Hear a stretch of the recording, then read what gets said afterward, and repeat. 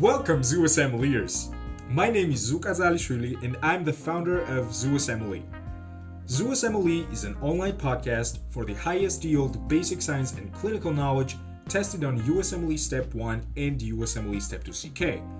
The information discussed in this podcast is intended only for educational purposes. It's not intended to prevent, diagnose, or to treat the medical conditions in real clinical practice, nor is it intended to reflect the policy and the guidelines of various health institutions. Simply put, we serve you to butcher your STEP exams. Please subscribe to our podcast, Facebook, Instagram pages, and the YouTube channels down below in the description of this episode so that we keep you tuned for the news at Zoo Assembly. Now, let's start rolling.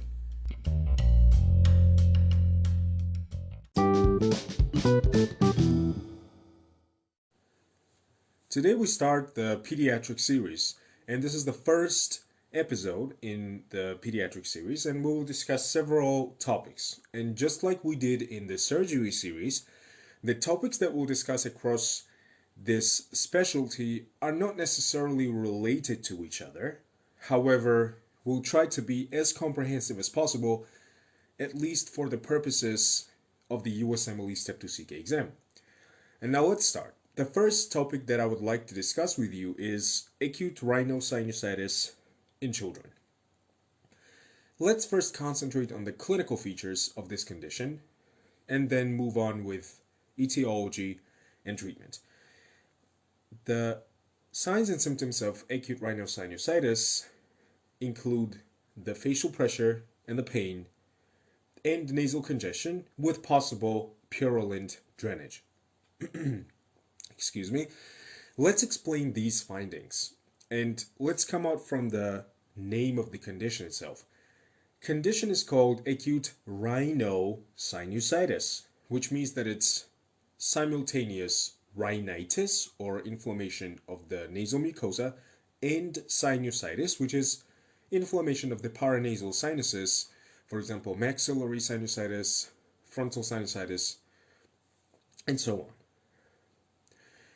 And when the sinuses get full of pus and they exudate, then there is the sensation of the facial pressure.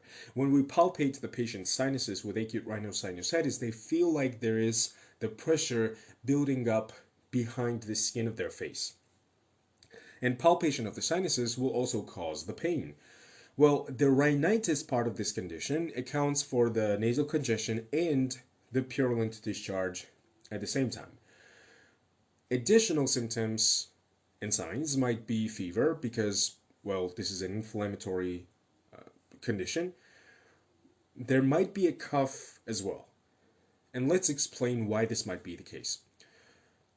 We know that whenever there is increased mucus production, whether it's an exudate or transudate in the nasal cavity, this mucus gets swallowed by the patient. And this phenomenon is called postnasal drip.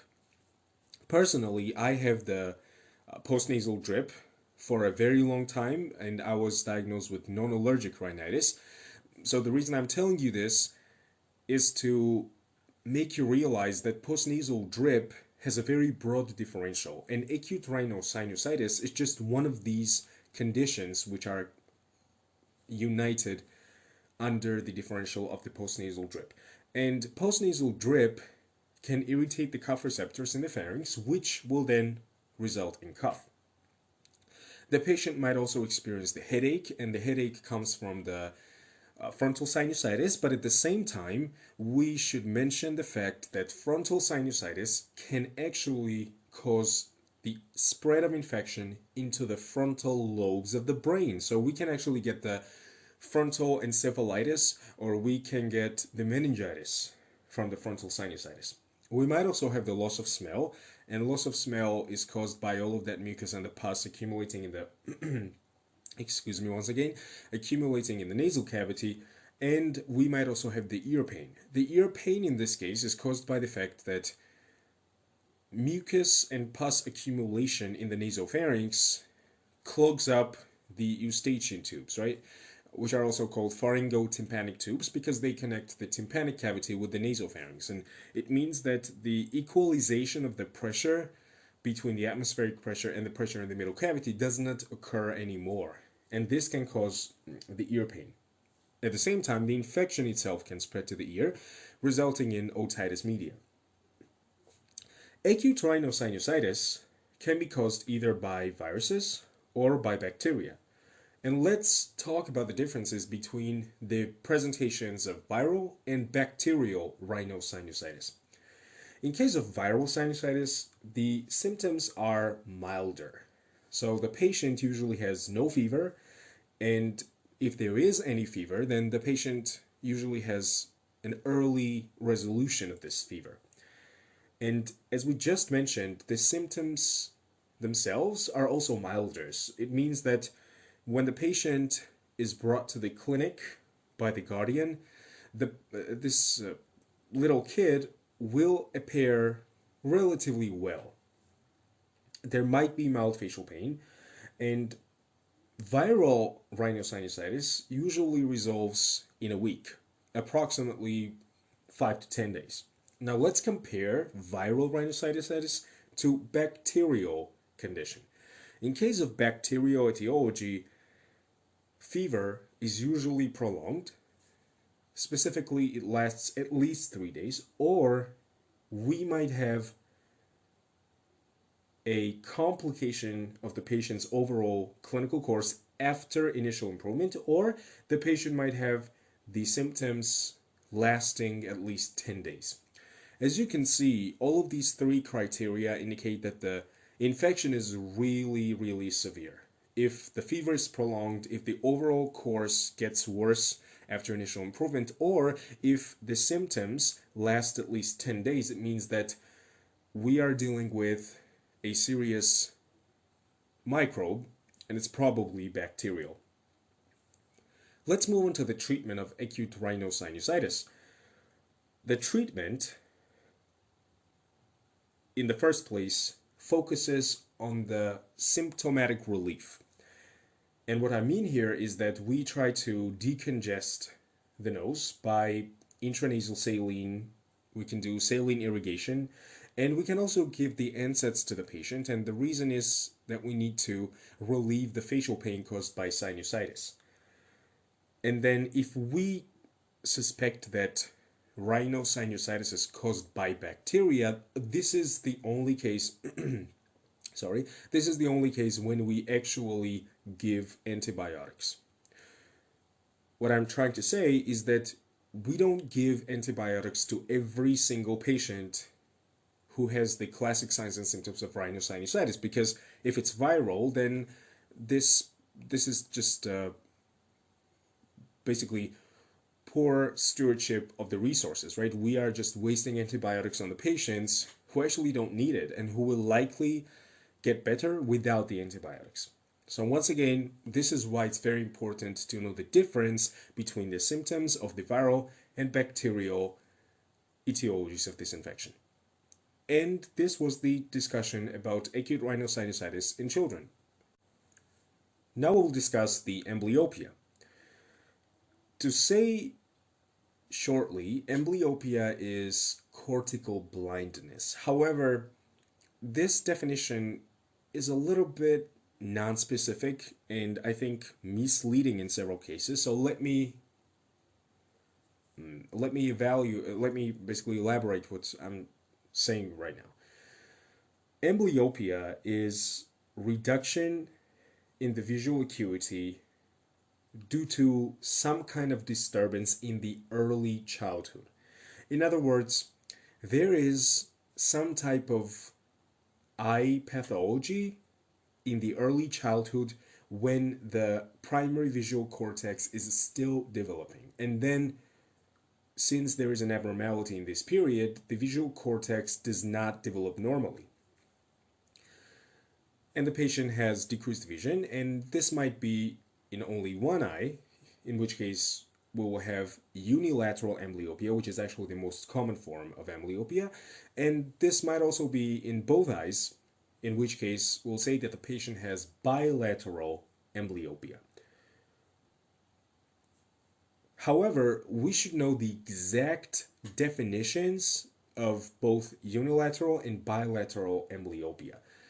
The definition of the unilateral amblyopia is at least two line difference in the vision between the eyes. And when we say two line difference, here we mean the lines of the Snellen chart. Let me remind you that the Snellen chart is a quick method of screening for the refractive errors. This is when the patient sits approximately 6 meters away from the chart, which contains the different characters or the letters in different sizes. And then the patient is asked to read the letters or the characters of each size to find out how well they can see from the distance. And at least two line difference on the Snellen chart means that the patient might have, let's say, 20/30 vision in the left eye and 20/50 vision in the right eye. And let me use this moment, an opportunity, to explain what this classification and nomenclature means, because I feel like some of us get a little bit confused about this 20/30, 20/100, and things like this. And this is very important to read and correctly interpret the results of the Snellen chart. The numerator in this ratio exhibits the distance by which the patient should stand from the chart to read it clearly. And the denominator in this ratio denotes the distance, the original distance between the Snellen chart or any object and the patient. So let's take an example and discuss it, and I'm sure that it will be much easier given the example. Let's say that the patient's vision in both eyes is 20/100. This means that if a specific object is separated by 100 feet from the patient should approach this object on the distance of 20 feet in order to see this object clearly. In other words, this patient should cover or should approach this object by 80 feet in order to see it clearly, right? Because 100 feet minus 20 feet is the 80 feet. And the same logic applies to the interpretation of the other ratios. And there is one general rule of thumb. The closer this ratio is to 1, meaning 20/20, the better the vision is, and the smaller numbers or characters the patient can see on the Snellen's chart. But the smaller this ratio is, for example, when we have the ratio of 20 to 200, then the worse the patient's vision is, and the patient is only able to read the first few lines of the Snellen's chart. In case of 20/200 vision, the patient can only see the first biggest characters and the characters or the numbers on the Snellen chart. And actually, the vision of less than or equal to 20/100 is an official definition of blindness. And this is another important point. Blindness does not mean that the patient cannot see at all. Blindness has an official definition that the visual acuity is less than 20/100. Okay, let's get back to amblyopia, right? We discussed the criteria for unilateral amblyopia, but now let's move on to bilateral amblyopia. In case of bilateral amblyopia, the vision should be worse than 20/40 at the age of at least 4. It means that if the child has, let's say, bilateral vision of 20/50 or 20/100, and this child is, let's say, 6 years, we can say that he or she does have amblyopia. Let's talk about the different causes of amblyopia. As we mentioned, amblyopia itself means decreased visual acuity due to ophthalmic pathology in the early childhood. But what pathologies do we mean here? This is the question right now. One of the most common causes of amblyopia is strabismus.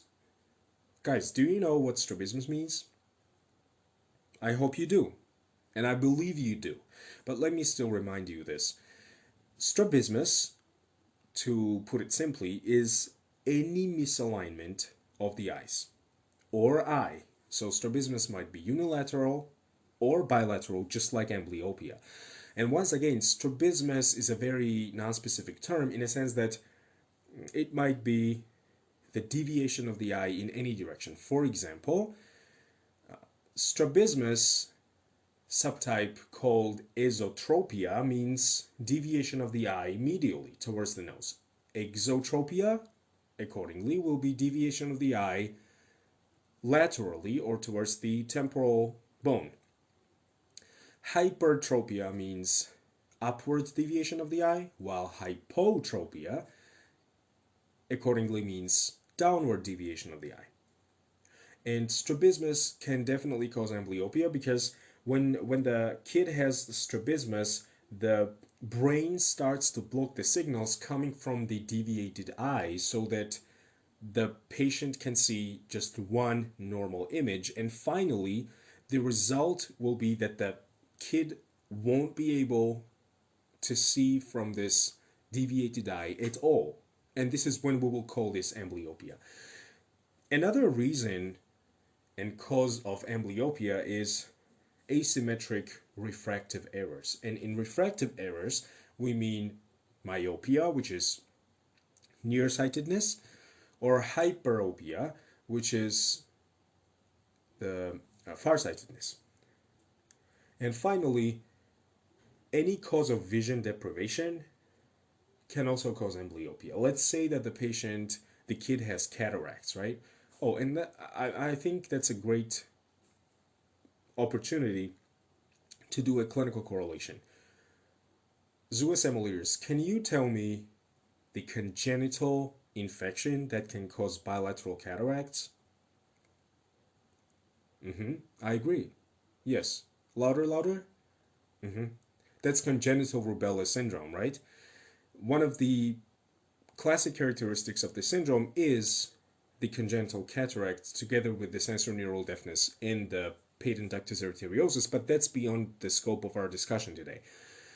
So any cause of cataracts, right, whether it's congenital rubella syndrome or galactokinase deficiency, classic galactosemia, excuse me, I don't know what's happening to my voice today. Right, so any cause of cataracts can eventually result in amblyopia.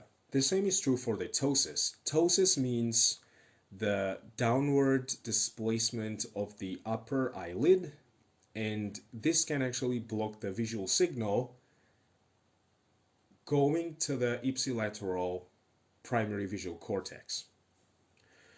Okay, now let's talk about the management of the patient with amblyopia.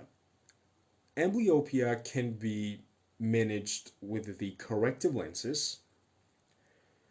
However, I think what's more high yield for the USMLE Step 2 CK exam is the penalization therapy. What does penalization therapy mean? Penalization therapy means that we penalize or we restrict the vision from the normal eye. And what's the rationale behind this? We are trying to force the child's brain to use the visual signal coming from the defective eye. Let's say that the patient has right-sided strabismus with esotropia. In that case, we can patch the left eye. We always patch the normal eye because once again, we want to block the visual signals coming from the normal eye and to force the brain to utilize the defective eye. At the same time, what we can do is to administer the cycloplegic drops to the normal eye. Cycloplegic, the word itself, means paralysis of the ciliary body. And we can use any antimuscarinic agents for this, right? Atropine, homatropine, cyclopentolate. And when we paralyze the ciliary body, it means that the patient loses the ability of accommodation in that eye. So we force the brain to use the signal coming from the defective eye. And finally, if the patient has some kind of anatomical problem, let's say cataracts, we can do the cataract removal, right? We can replace the lens, and that can prevent the development of amblyopia in a child. And this was discussion of the amblyopia. Let's now discuss the anemia of prematurity. Anemia of prematurity is what it actually says. This is anemia in the premature neonates. Now, what causes anemia of prematurity, or AOP? AOP is caused by several factors. One of them is impaired erythropoietin production. Generally, when the baby is born preterm, almost all the functions, all the normal functions are immature, right? And one of them is EPO production by the interstitial fibroblasts of the peritubular capillary bed in the kidneys. So if we have less erythropoietin, it means that there is insufficient bone marrow stimulation to perform erythropoiesis, that is RBC production. Okay, let's just stop here and let me ask you a question, zoo assemblers. What do you think? What kind of anemia is anemia of prematurity? Is it microcytic, normocytic, or macrocytic? I hope you're telling me that it's normocytic normochromic anemia, and the reason behind this is what we have just said probably several minutes ago. When we don't have enough erythropoietin for the bone marrow, there is insufficient signal of RBC production. However, the RBCs that are still produced by the bone marrow are absolutely normal. They are normocytic, meaning the relative average size of the RBCs is anywhere from 80 to 100 femtoliters, and they are normochromic, which means that mean corpuscular hemoglobin concentration is anywhere from 31 to 36% of the erythrocyte volume. Okay, let's move on to the other causes of anemia of prematurity which contribute to the impaired EPO production. So I don't want you guys to think that these are the three distinct causes which separately result in AOP. No, they work together, they play together in order to result in anemia of prematurity. Preemies also have shortened RBC lifespan. Do you guys remember what the normal erythrocyte lifespan is in a healthy adult? Yes, I agree. This is 120 days. However, when the baby is born preterm, the average RBC lifespan is much shorter than this. And it means that, so RBCs are destroyed, so senescent RBCs are destroyed by the splenic macrophages so fast and so quickly that bone marrow doesn't have chance to release sufficient amount of the RBCs into the circulation. In other words, the rate of destruction of the senescent RBCs is higher than the rate of RBC production in the bone marrow. And finally, the blood sampling or blood drawing by the doctors can also be the reason for anemia of prematurity. Because once again, if we draw blood from the preterm baby, and this is actually a routine thing because we need to screen the baby for several congenital diseases and genetic diseases, right? But if we draw excessive blood from the baby, then this might again deplete the total RBC mass, and the bone marrow will not be able to replete this RBC deficit quickly, and this will result in anemia. Now, The most common presentation of AOP is that the preemies are usually asymptomatic. It might be an incidental finding on the complete blood count. However, if anemia of prematurity is really severe, then it will certainly result in manifestations like tachycardia. And I'm talking about the reason of tachycardia in cases of anemia in our respiratory series for step 1. But let me briefly explain it here too. Whenever the person, either neonate, child, or adult, has anemia, then oxygen delivery to the tissues is decreased, and therefore the heart tries to beat faster to make the oxygen delivery to the tissues normal. I mean, to compensate for decrease in hemoglobin concentration, and this is exactly why preterm neonate with anemia of prematurity might still have tachycardia.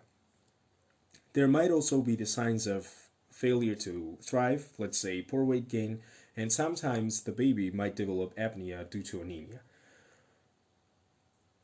As for the laboratory findings, I think they are very predictable from our recent discussion, right?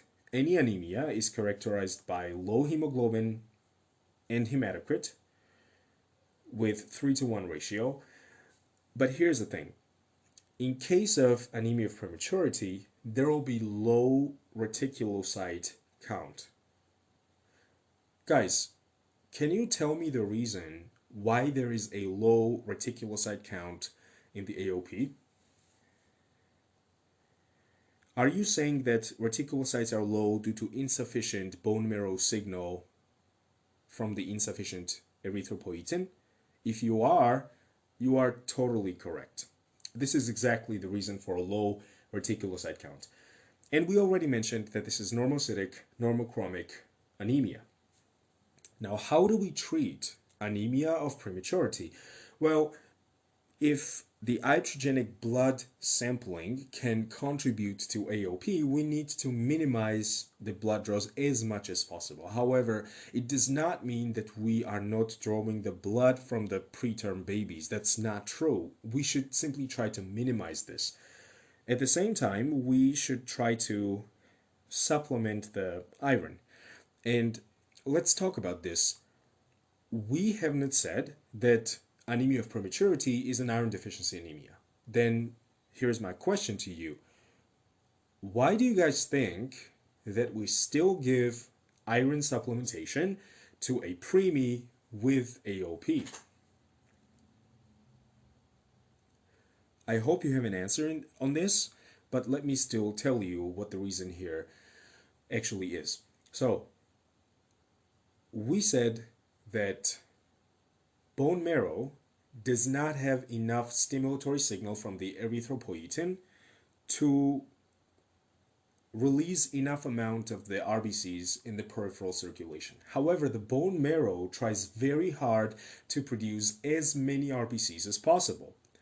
And to produce a perfect RBC with the necessary amount of hemoglobin, we need specific amount of iron, right? Because hemoglobin contains the iron as the part of the heme group.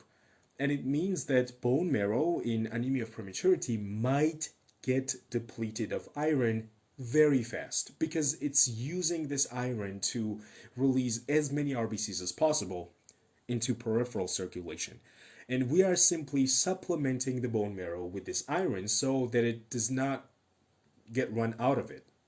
And finally, we might also need to perform blood transfusions if anemia of prematurity is very severe and the patient needs immediate intervention. Okay, this was discussion about the anemia of prematurity. Let's talk about the APGAR score right now. APGAR score is very, very important, and it's usually measured twice after delivery.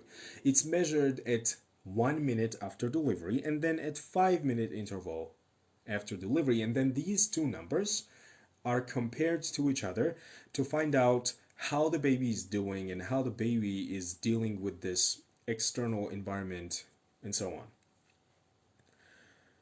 APGAR score contains 5 criteria, and each of the letters in the word APGAR stand for each of these 5 criteria.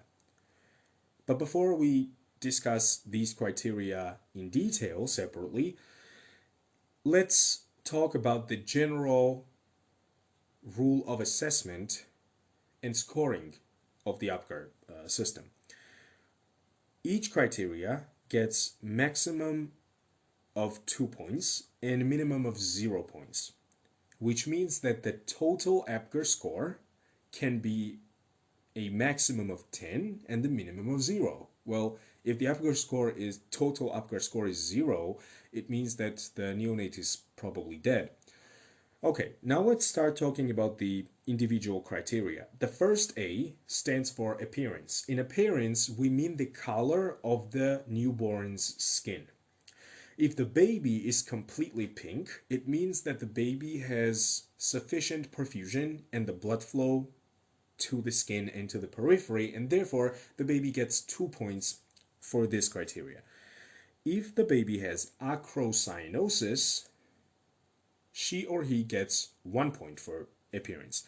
Let's discuss what acrocyanosis means. The word akros in Greek means edge.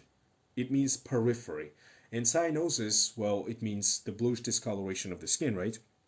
So acrocyanosis means bluish discoloration of the periphery of the body. And periphery is the extremities, right? So if the baby's trunk and head are red, but the extremities are blue, then the baby gets 1 point for the appearance. And finally, if the baby is completely blue or completely pale, this means that baby has insufficient perfusion and insufficient blood flow, which will result in 0 points in the appearance. P stands for pulse. First of all, let me pose a question to you. Guys, do you know what the normal heart rate of a fetus and a newborn is? I agree. This is anywhere from 110 to 160 beats per minute. And in this criterion, if the newborn's pulse is more than 100 BPM, then she or he gets 2 points. If his or her pulse is less than 100, then he or she gets 1 point. And finally, if the baby has no pulse on the vital sign assessment, then the baby gets 0 points. G stands for grimace and reaction.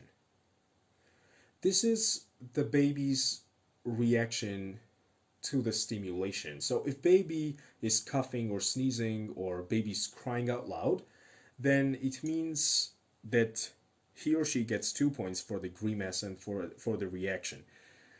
If there is only just mild grimacing of the face without crying, without coughing, he or she will get 1 point. And then if there's absent reaction to the stimulation, for example, rubbing on the skin, then this will result in 0 points in this particular criterion.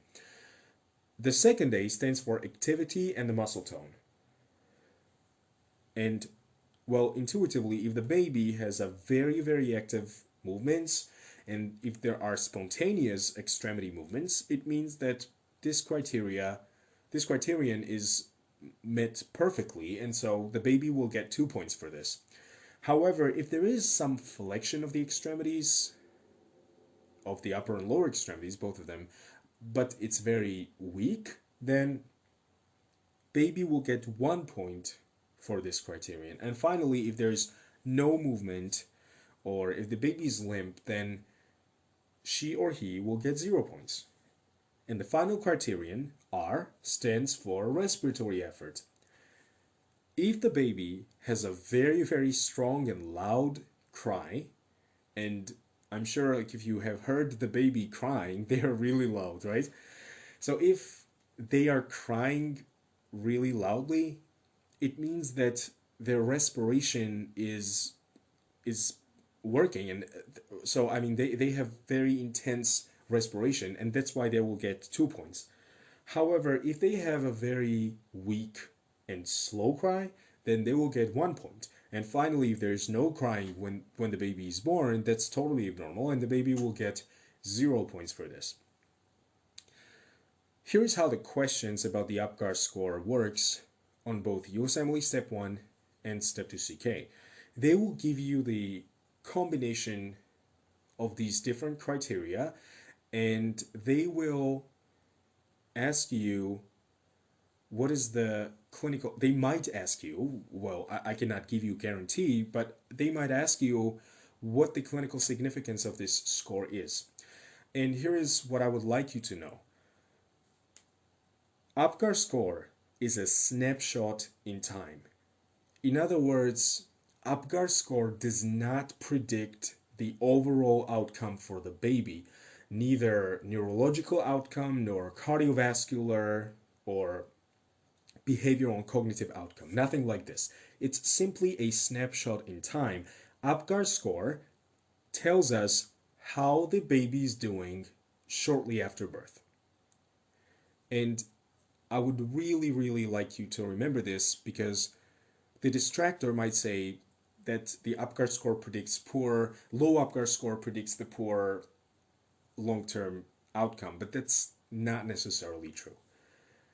Okay, this is how we wrapped up the discussion about the APGAR score. Let's talk about apnea of prematurity.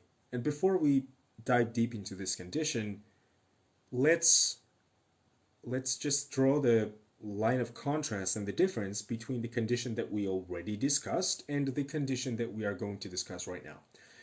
In this episode today, we have already talked about anemia of prematurity. However, what we are going to discuss right now is apnea of prematurity. Apnea means the episodes of absent breathing. First of all, the name itself implies that apnea of prematurity happens to the premature babies.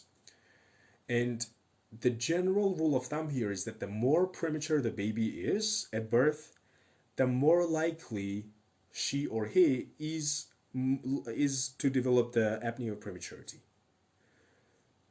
For example, 85% of infants who are born at less than 34 weeks of gestation are likely to develop apnea of prematurity. However, approximately 99% of the infants who are born in the second trimester, meaning at less than 28 weeks of gestation, are likely to develop apnea. Let's move on to the clinical manifestations. Well, as we just said, apnea, so A is a negative prefix and pnea means breathing. Apnea means no breathing, literally. And it is just the episodic cessation of the respiration, and each episode should last more than 20 seconds. And this is different from obstructive or central sleep apnea, which is a disease of children, adolescents, and adults, in which case the episode of cessation of breathing should be at least 10 seconds. So please note this difference. Okay, let's get back to apnea of prematurity. And this apnea of prematurity is also associated with bradycardia and desaturation. Let's talk about this. We said that apnea means no breathing. And during the period when the baby is not breathing, well, certainly there is no gas exchange in the alveoli, right? Meaning the baby is not getting oxygen during the period of apnea. And this is why the baby gets desaturated. Desaturation simply means the drop in the oxygen saturation. And then how can we explain bradycardia? It sounds a little bit counterintuitive based on what we have explained previously in this lecture, right? We said that whenever there is, let's say, hypoxia or anemia, then the heart tries to beat faster in order to compensate for the oxygen delivery to the tissues. Here's the thing. The myocardium itself is also a tissue. And just like any other tissue in the body needs oxygen, the myocardium itself also needs a great amount of oxygen. And therefore, During the periods of apnea, there is insufficient oxygen delivery to the myocardium. And let me remind you from our step one knowledge that oxygen is necessary for ATP production, right? In the electron transport chain as the electron receptor. And if there's enough insufficient oxygen, it means that there is insufficient ATP production in the myocardium. If there is less ATP, there is less frequent myocardial contractions. In other words, the baby will have bradycardia. Okay, then the other thing that we need to mention in apnea of prematurity is that the baby looks well between the episodes. And this is very important. If the premature baby has apneic episodes, but the baby also appears distressed between these episodes, then we should probably think about the other causes that I'll tell you in a second. However, if the baby looks well between the episodes of the apnea, then it's more likely to be apnea of prematurity. Okay, let's move on to diagnosis. Diagnosis is clinical. We need to have a premature baby and we need to observe these episodes of apnea, each lasting more than 20 seconds. However, here's the thing. Apnea of prematurity is sort of diagnosis of exclusion, in a sense that we need to exclude other, more sinister causes of apnea before we say that it's apnea of prematurity. And, okay, I have a question for you, another question. Guys, what do you think might be the other causes of apnea in a premature baby?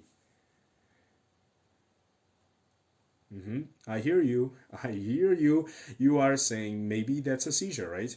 Seizure can present with apnea. And plus, when the baby is premature, especially when the baby is born at less than 32 weeks of gestation, then there is a high risk of intraventricular hemorrhage due to immature germinal matrix in the subventricular zone of the brain, right?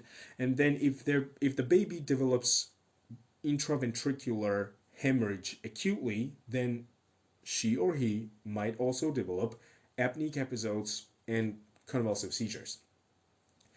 Infection might also be another common cause of apnea in premature babies. And then finally, let's discuss the treatment.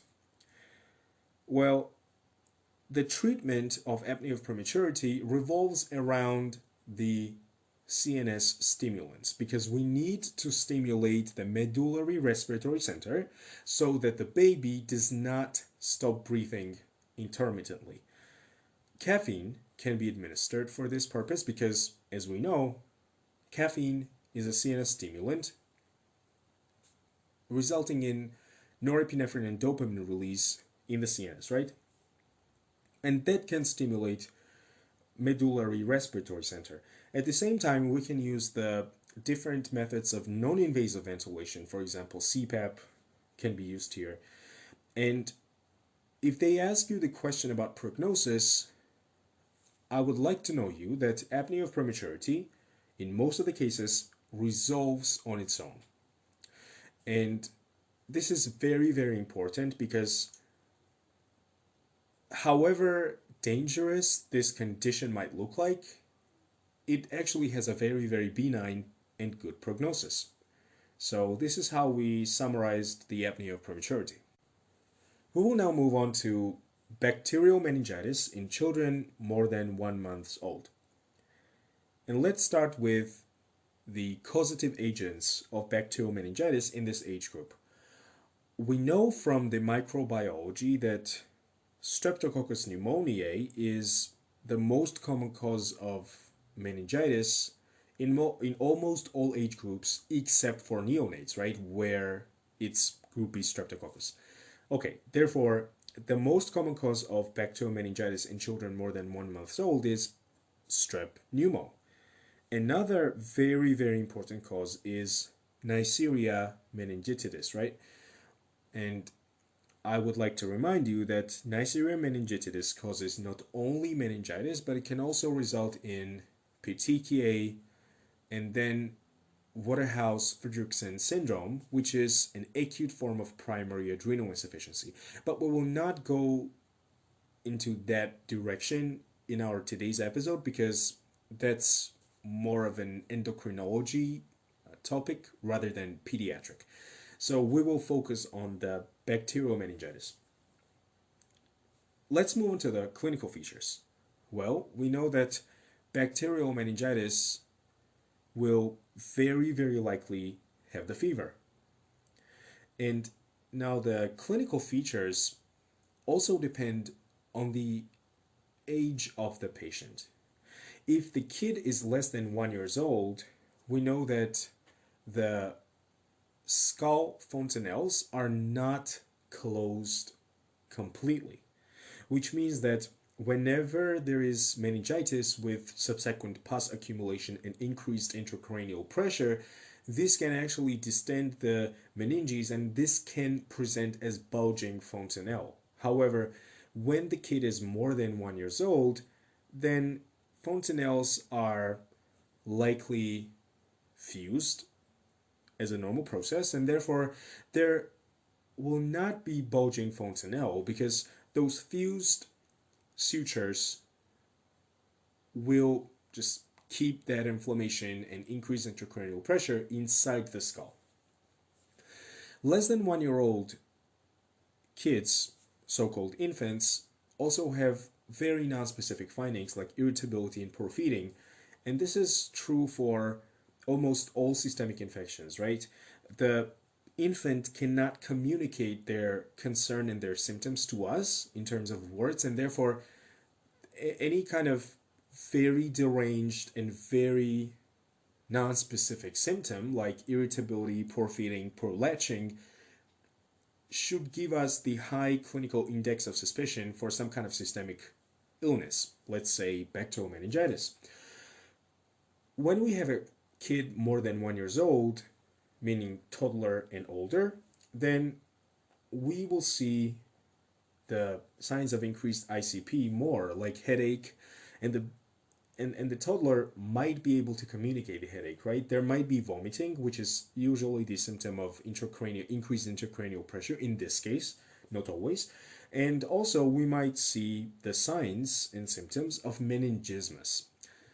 And let's define the term meningismus, because what I have noticed is that some of us confuse the word meningismus with meningitis, but they are not necessarily the same. Meningismus, to put it in short, is the same thing as meningeal irritation, and it consists of several symptoms. This is headache, this is nuchal rigidity, and the photophobia. These three are the symptoms of meningeal irritation or meningismus. However, meningismus can be caused not only by meningitis, but also by anything else that can cause meningeal irritation, for example, subarachnoid hemorrhage. Okay, let's get back to meningitis. Yeah, we said that we will probably see meningeal signs or meningismus as well. How do we make diagnosis? Well, for definitive diagnosis of meningitis, we need to do CSF culture from the lumbar puncture, right, or the spinal tap. But here's the thing. Before we do the lumbar puncture, we need to find out if lumbar puncture is safe in this patient or not. Because if there is severely increased intracranial pressure, or if there is some kind of space occupying lesion in the brain, let's say that the kid has pilocytic astrocytoma, right, or any kind of brain tumor.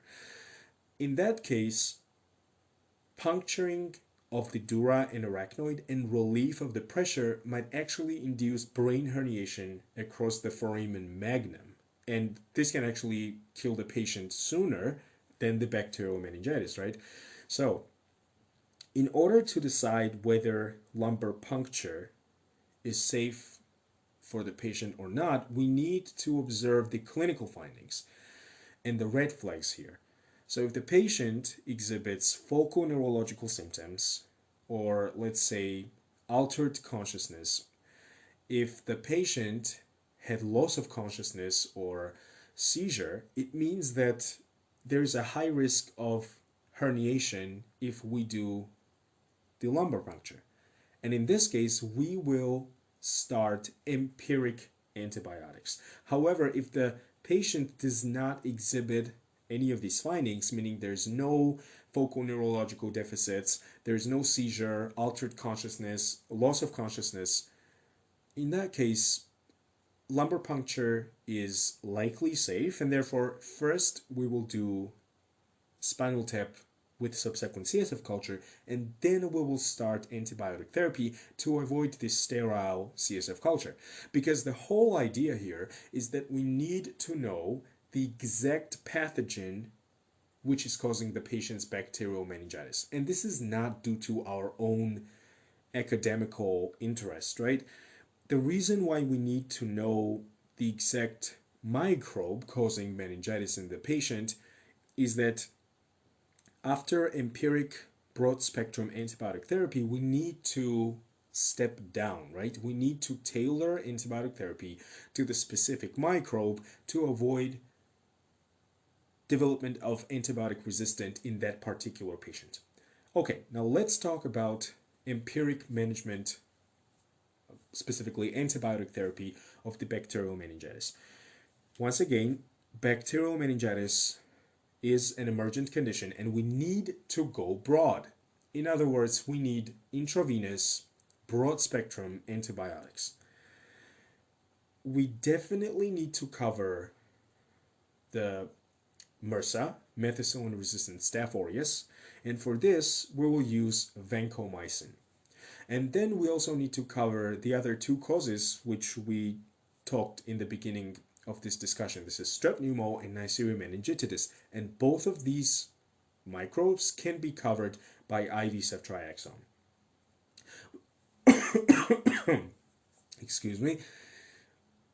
We can also use cefotaxime in babies because ceftriaxone is associated with hyperbilirubinemia, indirect hyperbilirubinemia, and the risk for kernicterus because it displaces the indirect bilirubin from the albumin. So we can use vancomycin and cefotaxime if we have a baby.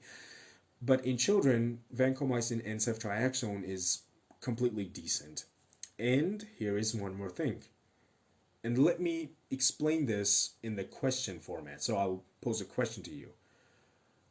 Which other microbe is on our differential in extremely young and elderly patients? Do you have any thoughts about this? That's Listeria.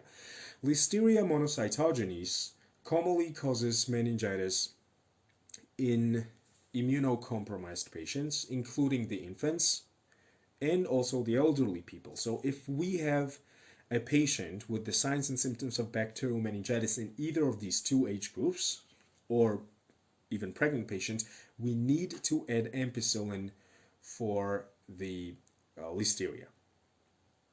And this was discussion of bacterial meningitis in children more than 1 month old. Let's discuss the Barlow and Ortolani maneuvers right now.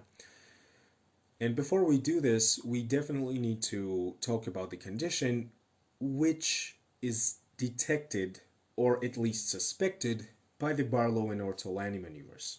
Do you have any thoughts about what kind of pediatric condition I'm talking about? I hope you're telling me that we are going to discuss developmental dysplasia of the hip right now. Developmental dysplasia of the hip is when the acetabulum of the pelvic girdle is too shallow. We know that femoral head should be inserted in the acetabulum very firmly so that it does not just pop out of the joint.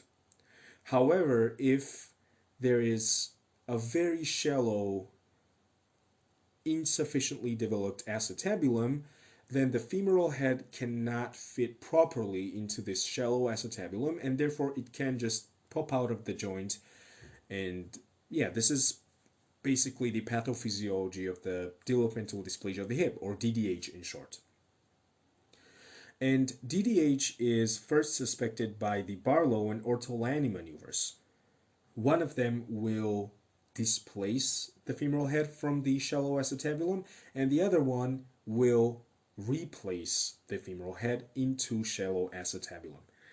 Barlow maneuver is actually the maneuver which will displace the femoral head. And in this maneuver, the pediatrician or the examiner will adduct the baby's hips and will apply the posterior pressure in order to displace the femoral head from the acetabulum.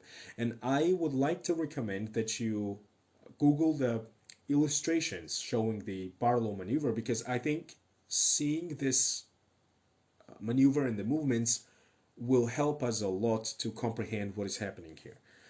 On the other hand, Ortolani maneuver is an exact opposite of Barlow maneuver. So in Ortolani maneuver, we are performing bilateral hip abduction with the anterior pressure to the baby's hip, and this will insert the femoral head into the acetabulum.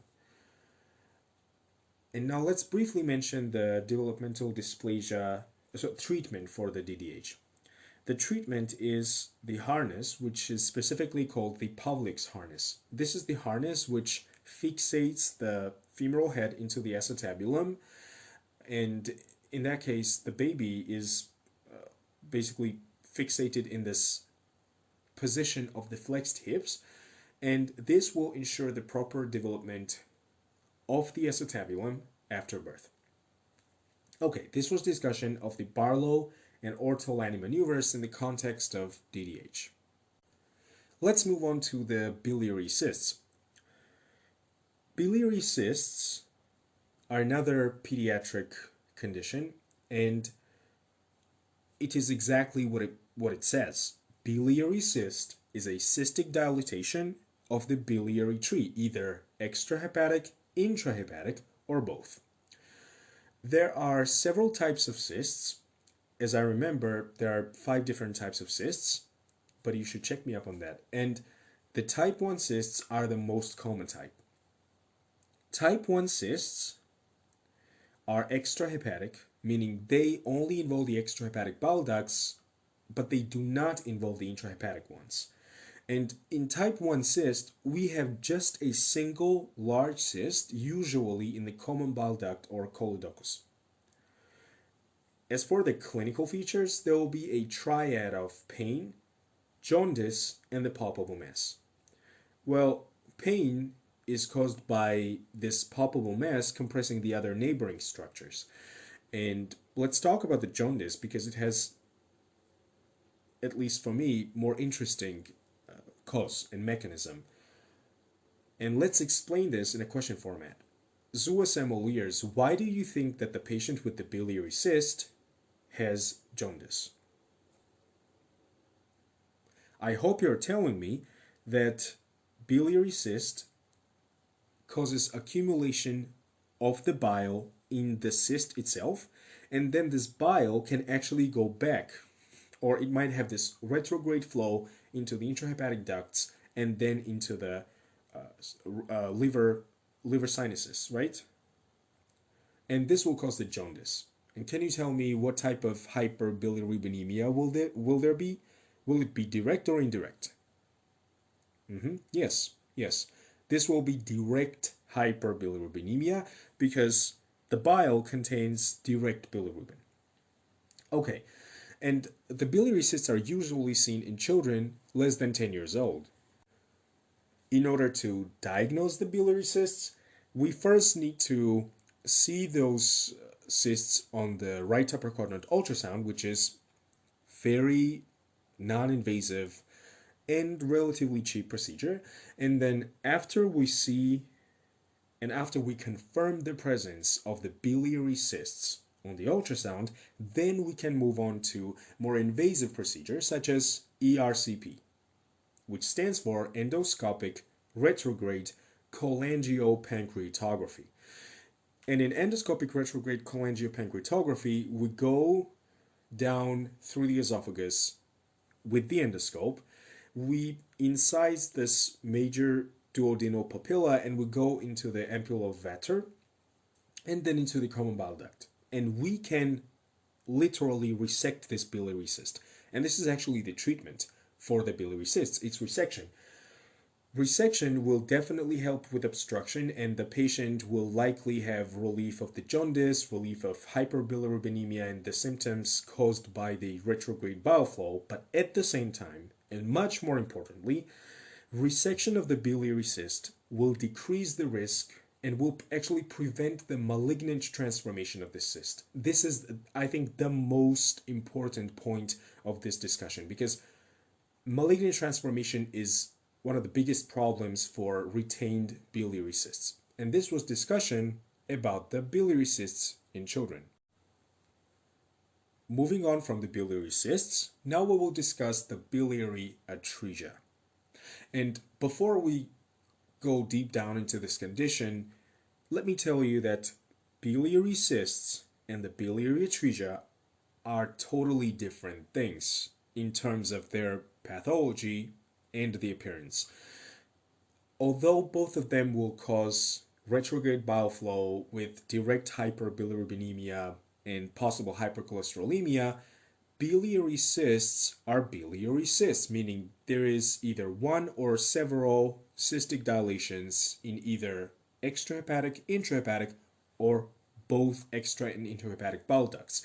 However, in biliary atresia, we have atresia or absence to recanalize of both extra and intrahepatic bile ducts. In other words, we have atretic intrahepatic bile ducts and also atretic extrahepatic bile ducts like common hepatic duct. Cystic duct is also atretic, which usually drains the gallbladder, and the common bile duct or coloductus is very, very commonly atretic. And even more, biliary atresia is the generalized pathology of the biliary tree. In other words, it does not affect only the biliary ducts. It can and commonly affects the gallbladder itself. The gallbladder might be abnormal, malformed in some kind of way, or we might actually have an absent gallbladder. And you can imagine that if the bile cannot drain all the way to the duodenum, then we will have this symptoms of abnormal symptoms of the obstructive jaundice, right? There will be direct hyperbilirubinemia, there might be hypercholesterolemia. At the same time, we will have acholic stools. Acholic stools are the white, pale stools, and they are caused by the absence of stercobilin in the stools. Let me remind you that stercobilin is the metabolite of urobilinogen, and the urobilinogen is derived from the direct bilirubin that reaches the duodenum.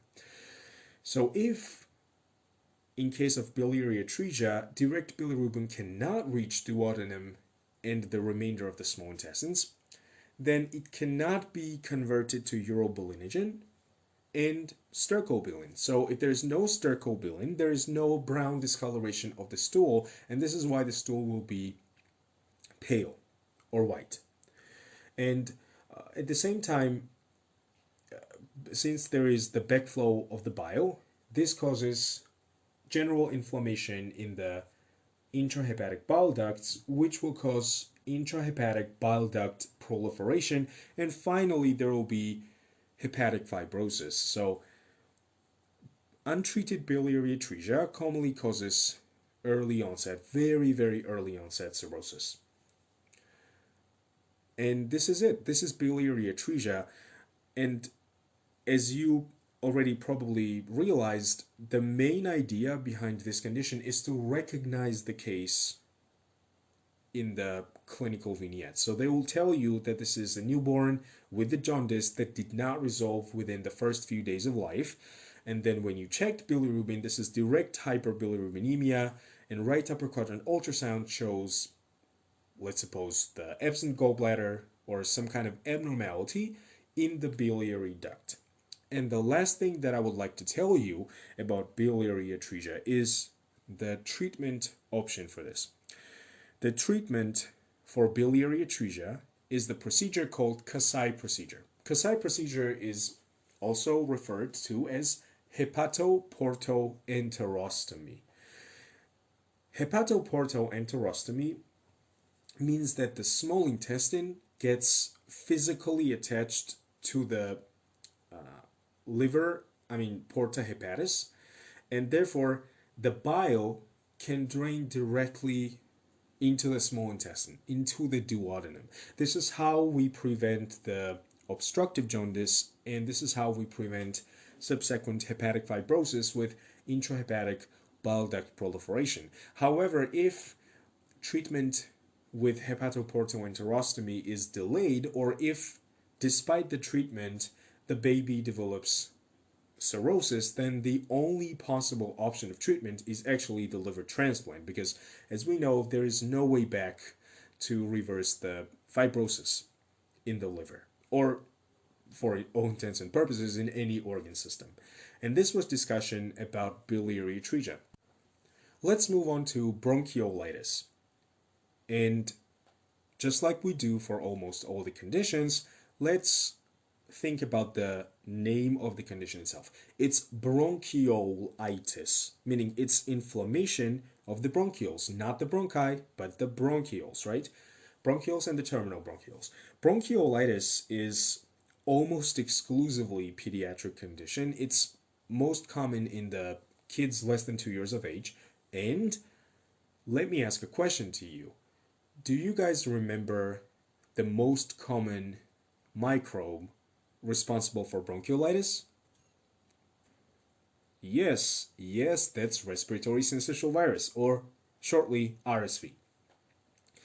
Now, how do we know that an infant has bronchiolitis? How can we suspect bronchiolitis?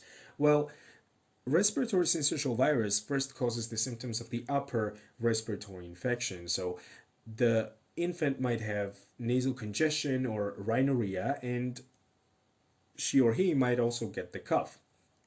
However, in the later stage of this infection, we will have respiratory distress with wheezing.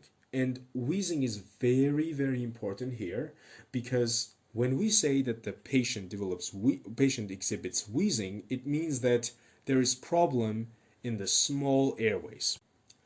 Wheezing is almost always due to small airway narrowing, whether it's bronchioles or terminal bronchioles. And as we already mentioned, bronchiolitis is bronchiolar problem, right? This is in contrast to stridor. Stridor is almost always due to large airway narrowing. It might be trachea, it might be glottis or epiglottis. So can you give me your ideas of what kind of conditions can cause stridor in the pediatrics? I hope you're telling me that croup can cause stridor, which is caused by parainfluenza virus, and it's also called acute laryngotracheal bronchitis, and at the same time epiglottitis, which is usually bacterial infection, can also cause the stridor. Okay, that was a side note. Let's get back to bronchiolitis. And in respiratory distress, when we say that this baby has respiratory distress, we mean that there will be tachypnea, and in infants, tachypnea is respiratory rate at least 60 breaths per minute. There might be accessory muscle retractions, for example, intercostal muscles. There might be the involvement of the scalene muscles as well, and there might also be nasal flaring. There is no specific treatment for bronchiolitis. Treatment is simply supportive. We might need to administer humidified air, but the bronchodilators usually don't help in bronchiolitis because the pathophysiology of bronchiolitis is totally different from the diseases that are treated with bronchodilators, right? So bronchiolitis is an infection, and the spastic response of the bronchioles to that infection. However, bronchodilators usually work in the bronchospasm, which is caused either by muscle hyperactivity, like asthma, or inflammation, like non-infectious inflammation, let's say COPD. Okay, now what are the complications of bronchiolitis? Well, it might result in respiratory failure, But more importantly, I think the higher yield complication is apnea. And the risk for apnea is especially high if the baby with bronchiolitis is less than 2 months old. Finally, we will discuss the prevention of bronchiolitis.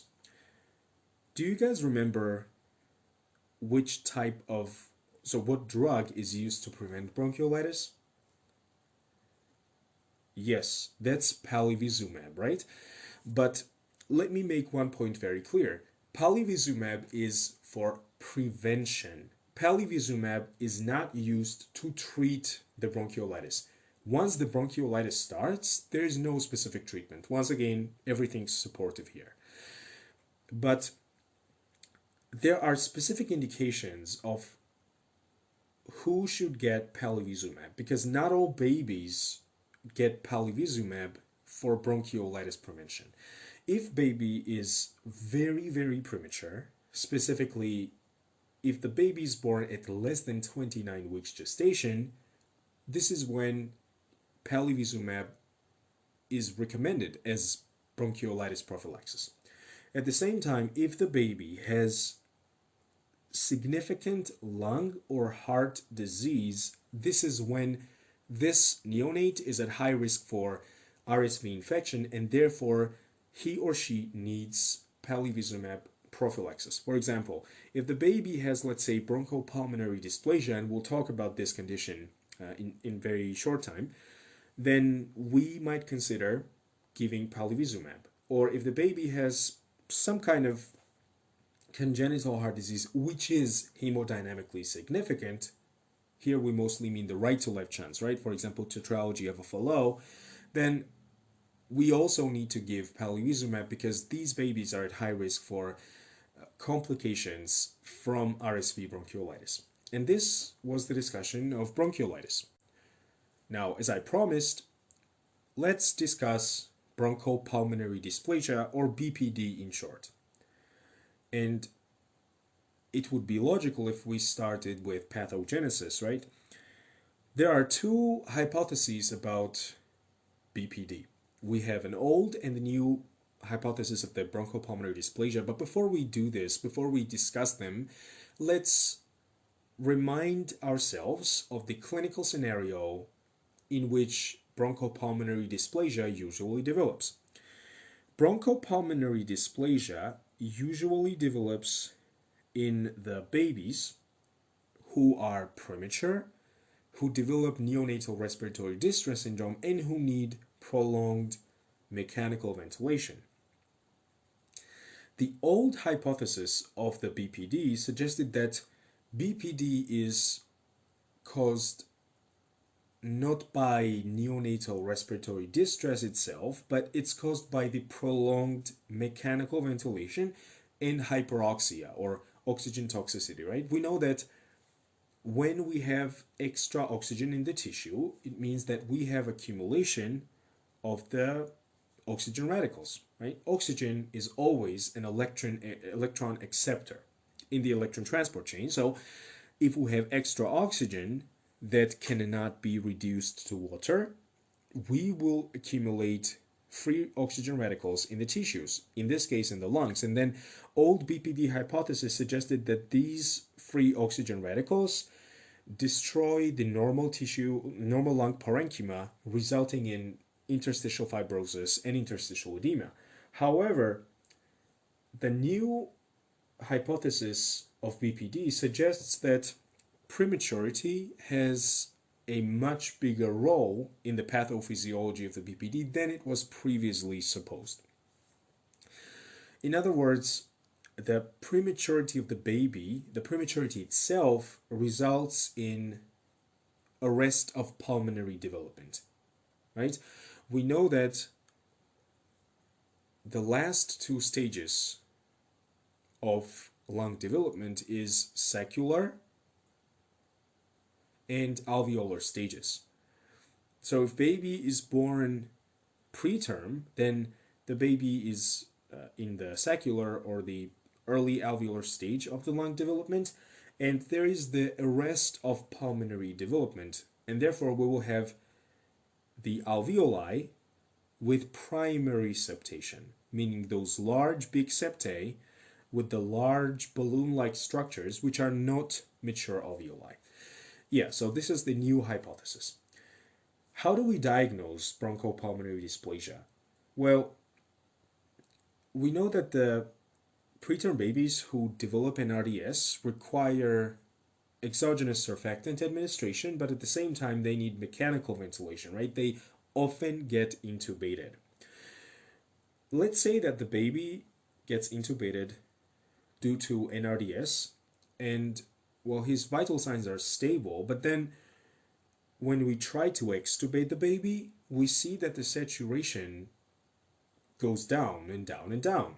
It means that the baby still needs intubation, right? So if we have at least 28 days or 4 weeks of supplemental oxygen requirement, this should at least raise our suspicion for the BPD.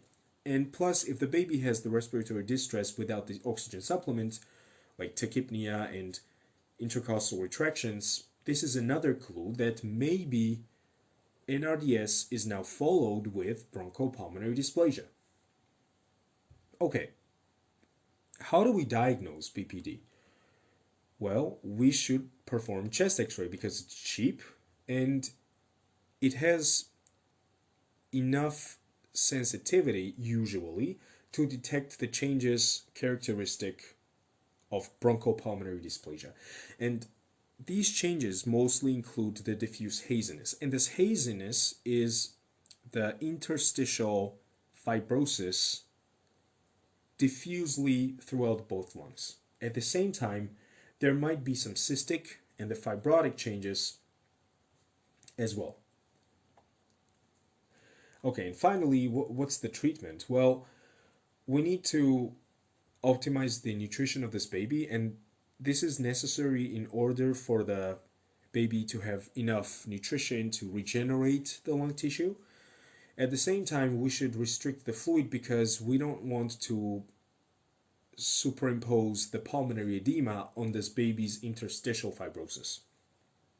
We should also try to wean the baby from the respirator because, as we said, oxygen in hyperoxia is hypothesized to play a significant role in bronchopulmonary dysplasia, and we really don't want to continue extra oxygen supplementation in this baby. And finally, let's talk about prognosis.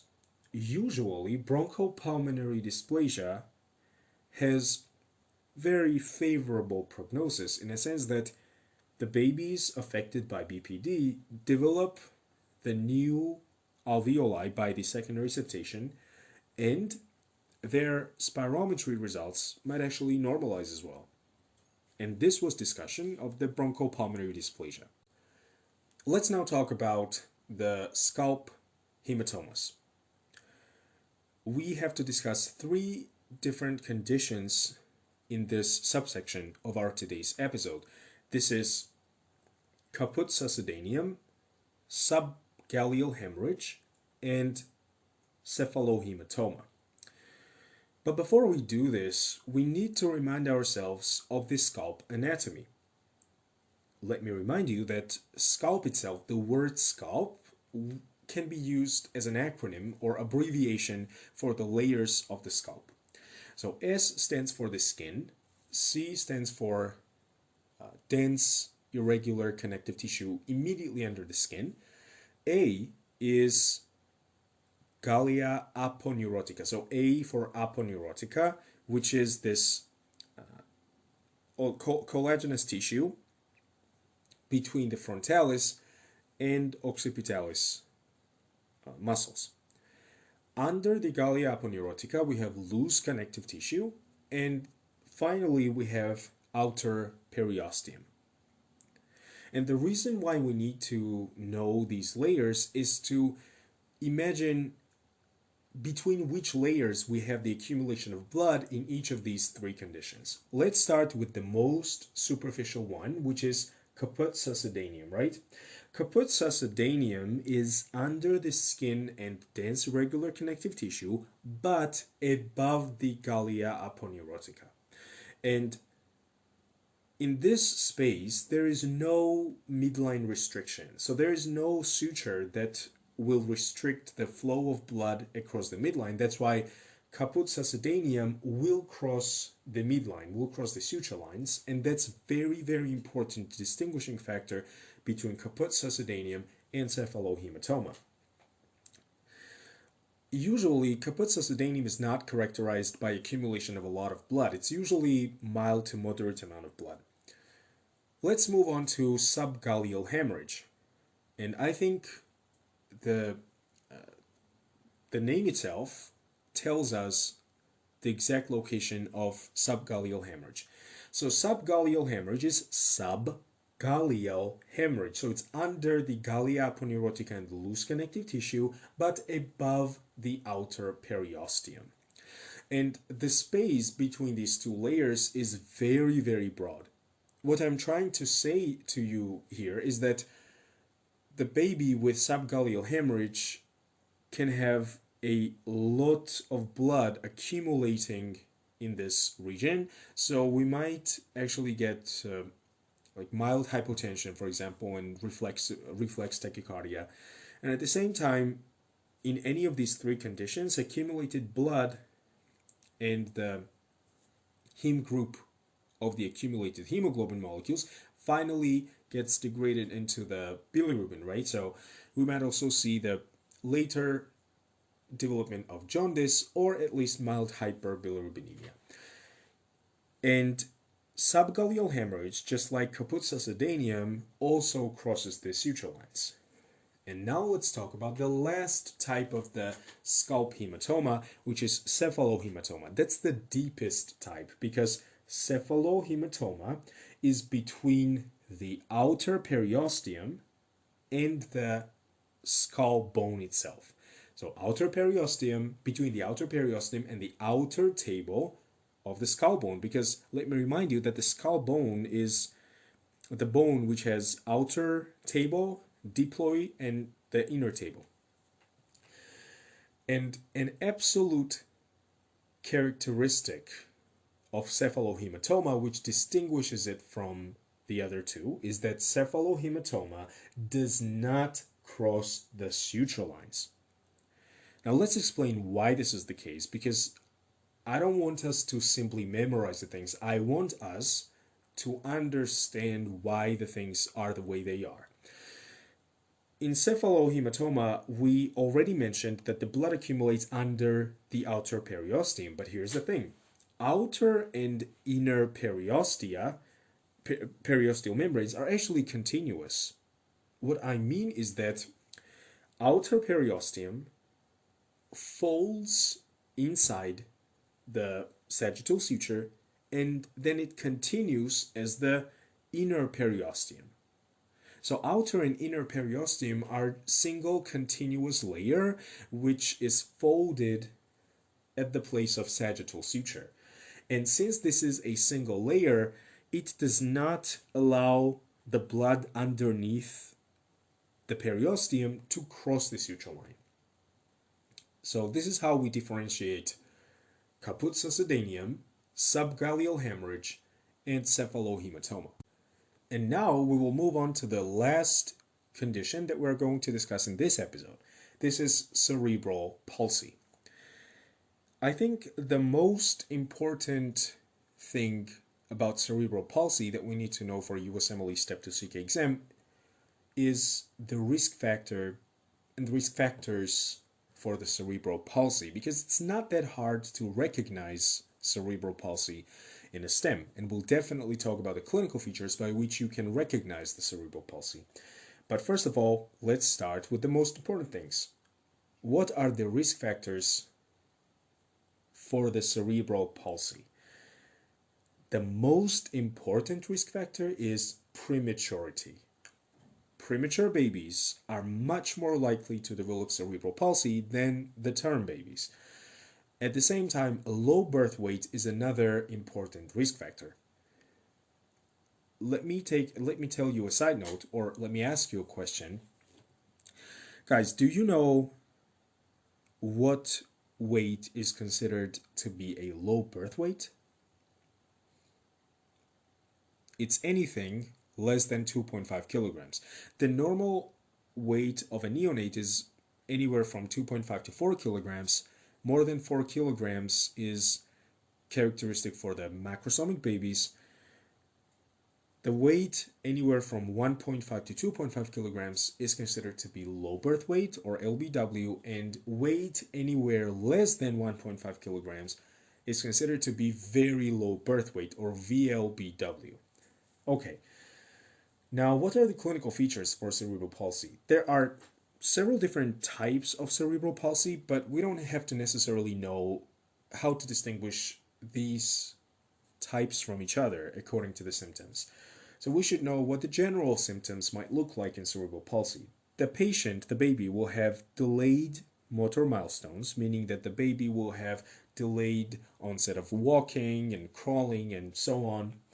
At the same time, there will be abnormal tone of the muscles. There might be hyperreflexia, and usually cerebral palsy is characterized by hyperreflexia and dystonia, but there might also be hyporeflexia and hypotonia.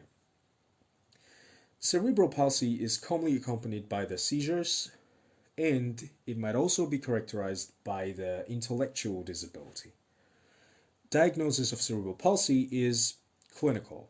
There is no specific finding on the imaging modality which is sufficient to diagnose cerebral palsy. So it's actually the combination of both clinical findings and the imaging, the brain imaging, specifically MRI. On the MRI, what we might see in cerebral palsy is periventricular white matter abnormalities, also referred to periventricular leukomalacia. And brain MRI might also reveal the lesions in the basal ganglia. Now, if we talk about the treatment of cerebral palsy, well, we need to integrate these individuals in the active life of our society, and for this we need mostly symptomatic management, right? So we might recommend the physical therapy, also occupational therapy, and the speech therapy, so that their functionality increases in society. We also commonly need nutritional support for patients with cerebral palsy because they usually are unable to feed themselves. And finally, we said that commonly the cerebral palsy is characterized by hypertonia, right? And the constant muscle dystonia might be not only very disturbing and discomforting, but it might also be painful. And therefore, we need antispasmodic medications, right? So we can use literally any antispasmodic medication, let's say baclofen or dantrolene, tizanidine, cyclobenzaprine, benzos, so anything. We just need to relieve the spasm and the pain induced by this spasm. Okay, Zeus Amelius, we have discussed multiple different topics across the pediatrics in this episode, and let's summarize everything that we have discussed here.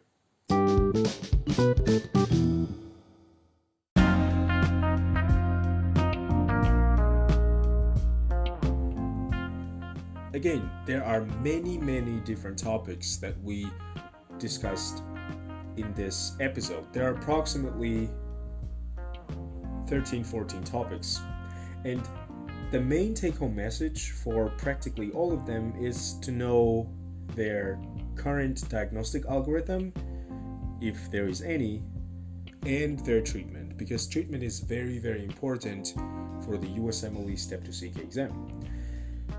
Zeus Ameliers, you can leave the voice message on this episode to let us know what we can do to improve our podcast for you. So thank you for your kind attention, and see you on the next episode.